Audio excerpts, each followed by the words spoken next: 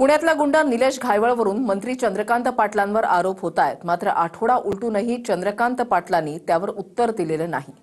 विशेष म्हणजे आरोप करणारे धंगेकर देखील सत्ताधारीच आहेत। पुण्यातला कुख्यात गुंड निलेश घायवळवरून आता भाजप मंत्री चंद्रकांत पाटलांवरच थेट आरोप होऊ लागलाय। खून, खंडणी, अपहरणासारखे डझनभर गुन्हे असताना गुंड घायवळ लंडनला कसा पळाला? खोटा पत्ता दाखवून सुद्धा त्याला व्हिसा कुणी मंजूर केला? या प्रश्नांवर शिंदेंचेच नेते रवींद्र धंगेकरांनी चंद्रकांत पाटलांकडे बोट दाखवलंय। चंद्रकांत पाटलांच्या कार्यालयात पाटील नावाचा व्यक्ती काम करतो। त्याचे कॉल डिटेल्स तपासल्यावर सारं समोर येईल असा दावा धंगेकरांनी केलाय। चंद्रकांत पाटलांच्या ऑफिसमध्ये पाटील नावाचा व्यक्ती आहे। तो चंद्रकांत पाटलांचं काम बघतो। त्याचे सगळे मोबाईल मधले सगळे त्याचे मोबाईल आहेत, त्याचे नंबर आहेत, त्याची चेकिंग पोलिसांनी केली पाहिजे। घायवळ आणि तो किती वेळा बोलला आणि दादांना किती वेळा निरोप दिला याची सगळी माहिती पोलिसांना मिळेल। पण सत्ता आहे आणि सत्तेत पोलीस काही करत नाही, वस्तुस्थिती आहे। कारण घायवळ काय एकटं काही करू शकणार। पोलिसांनी आज ठरवलं तर घायवळ नसते नाबूद होईल, पण पोलिसांनी ठरवण्यासाठी त्याच्यावर ज्यांचा अंकुश आहे, ज्यांनी त्याच्यासाठी वाढवलेली ही पिलावळ आहे, त्यांचा तपास केला। मला वाटतं आता रवींद्र धंगेकर हे आमदार नाही आहेत।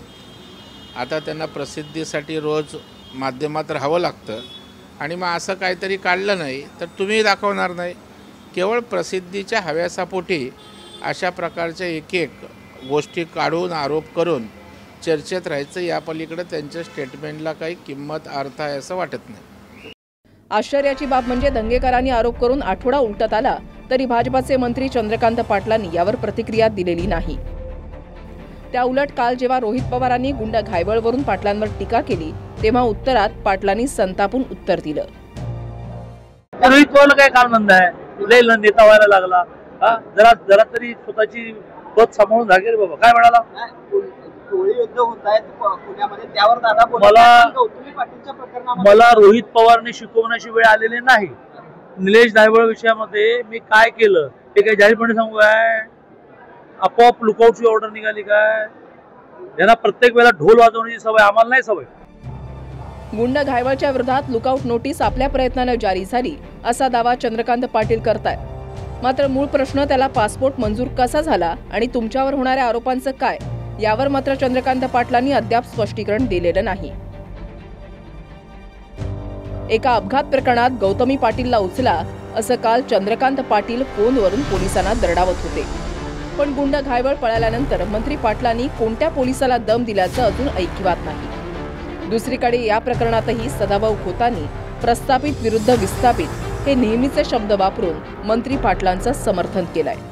त्याच्याबद्दल काय बोलायचं नाही। खून झाले, फायरिंग झाले, घरात जाऊन दरोडे झाले, त्याच्याबद्दल काय बोलायचं नाही। गौतमी पाटीलला अरेस्ट करा, काय मर्दमुखी हो, कसल्या मर्दाच्या औलादी आहेत या।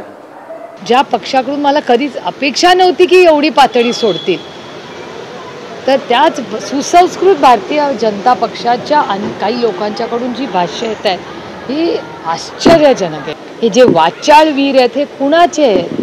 ते दुर्दैव आहे। मी जड अंतःकरणातून म्हणते की भारतीय जनता पक्षाकडून ही मला अपेक्षा नव्हती। त्या कुटुंबाला न्याय मिळाला पाहिजे ही भावना दादांची होती। परंतु राजकारणाच्या पटलावरती ज्या काही प्रतिक्रिया उमटल्या त्याचा अर्थ सरळ आहे, या प्रस्थापितांना विस्थापित माणसे राजकारणामध्ये चालत नाहीत। Bureau report, TV9 Marathi.